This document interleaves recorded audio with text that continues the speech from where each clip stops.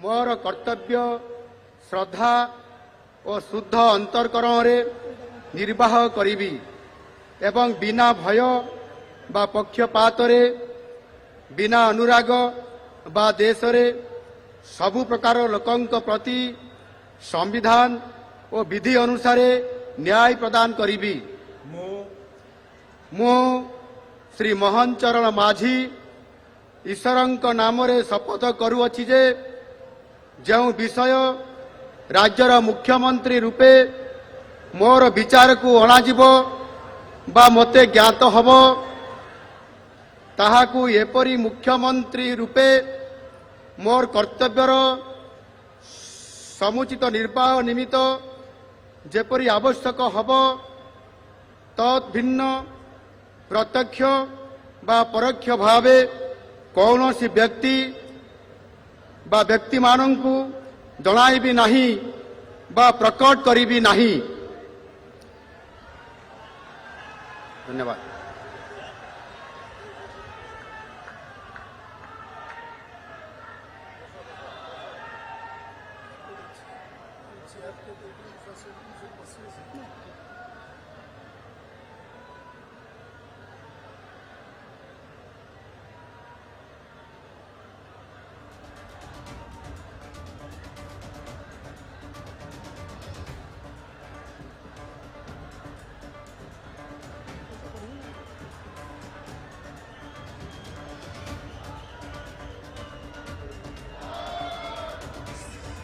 श्रीमान मु निर्वाचित मंत्री मानकर नियुक्ति आदेश पाठ करने निमित्त मु आपनकर अनुमति कामना करुछि।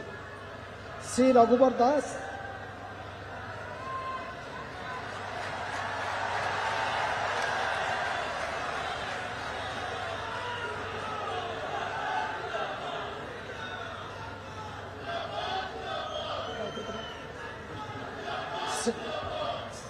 श्रीमान निर्वाचित मंत्री मानकर नियुक्ति आदेश पाठ करने निमित्त मु आपनक अनुमति कामना करुछि।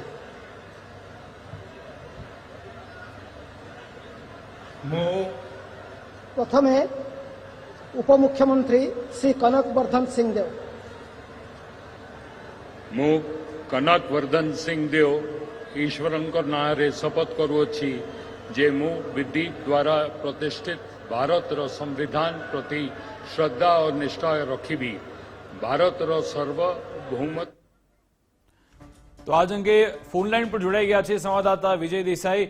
विजय, हवे ओडिशा में नवीन पटनायक नो जे युग छे ते खत्म थई गयो छे ने हवे भाजप अहींया सरकार बनावी रही छे। प्रधानमंत्री मोदीए भविष्यवाणी करी थी कि 4 जूने नवीन दादा छे ते अहींयाथी निवृत्त थवाना छे ने एवुं ज हवे ओडिशा में थई रह्युं छे। बिल्कुल भारतीय जनता पार्टी 24 वर्ष बाद आ ओडिशानी अंदर कोई नवा मुख्यमंत्री छे ते शपथ लीधा छे। तेनी अंदर सौथी महत्वनुं नाम कही शकाय के आजथी मोहन राजनो ओडिशामां प्रारंभ थयो छे, नवीन राजनो अस्त थयो छे। मोहन चरण मांझी छे तेओ मुख्यमंत्री तरीके शपथ लीधा बाद अत्यारे बीजेपीना जे डेप्यूटी सीएम पद तरीके जे केवी सिंह छे एटले के तेमनुं जे आखुं नाम छे कनक वर्धन सिंह देव जो मूळ राजवी परिवार मांथी आवे छे तेओ पटनागढ़ बेठक परथी 6ठी वखत सतत धारासभ्य तरीके चूंटाया छे। अगाऊ बीजेडी साथेनी जे गठबंधन सरकार हती तेनी अंदर तेओ मंत्री पण रही चूक्या छे। तेओ डेप्यूटी सीएम पदना शपथ लई रह्या छे।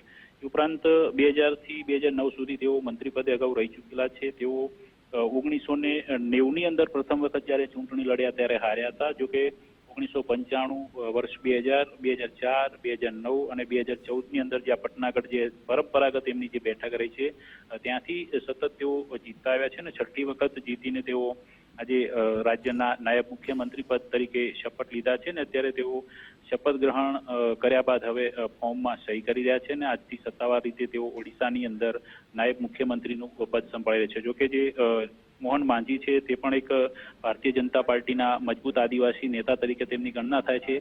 તેઓ આદિવાસીની અંદર સંથાલ જાતિમાંથી આવે છે। સૌથી મોટું સમીકરણ એ ગણી શકાય કે આગામી વર્ષે જ્યારે ઝારખંડની અંદર વિધાનસભાની ચૂંટણીઓ યોજાવાની છે તે પૂર્વે સંથાલ જાતિમાંથી આદિવાસી નેતાને મુખ્યમંત્રી બનાવવા તે સૌથી મોટું એક રાજકીય પરિબળ પણ ગણી શકાય। કારણ કે ઝારખંડ, ઓડિશા અને બિહારની અંદર આ પ્રકારે આદિવાસીઓની જનસંખ્યાની અંદર સંથાલ જાતિમાં તેમનું પ્રભુત્વ માની શકાય છે।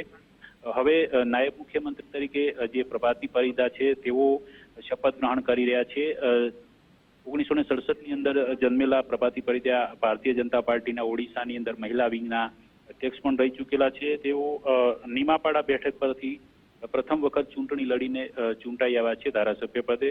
જોકે તેઓ સામાજિક કાર્યકર તરીકેની તેમની ગણના થાય છે. ઉપરાંત ભાજપના મજબૂત મહિલા નેતા તરીકે ઓડિશામાં તેમનું પ્રભુત્વ રહેલું છે. 1995માં તેઓ ઉત્કલ યુનિવર્સિટીમાંથી LLB કર્યા બાદ તેમણે પબ્લિક એડમિનિસ્ટ્રેશનની અંદર MA ની પણ ડિગ્રી પ્રાપ્ત કરેલી છે. જોકે તેમના જે પતિ છે તે પણ એક સરકારી કર્મચારી રહી ચૂકેલા છે. એટલે અભ્યાસુ કહી શકાય તેવા પરિવારમાંથી તેઓ આવે છે. તેઓ ઓડિશા હાઈકોર્ટમાં વકીલ તરીકેની કામગીરી પણ કરી ચૂક્યા છે અને આજે તેઓ ઓડિશાની અંદર લાંબા સમય બાદ પ્રથમ વખત મહિલા નાયબ મુખ્યમંત્રી તરીકેના શપથ તેમણે ગ્રહણ કર્યા છે. અને ઓડિશામાં આજથી મોહન રાજનો સત્તાવાર પ્રારંભ થયો છે. નરેન્દ્ર મોદી, અમિતભાઈ શાહ સહિત ભાજપ શાસિત રાજ્યોના મુખ્યમંત્રીઓ પણ આ શપથ ગ્રહણમાં ઉપસ્થિત રહ્યા છે. વિકાસ. બિલકુલ આભાર વિજય, તમામ જાણકારી આપવા બદલ.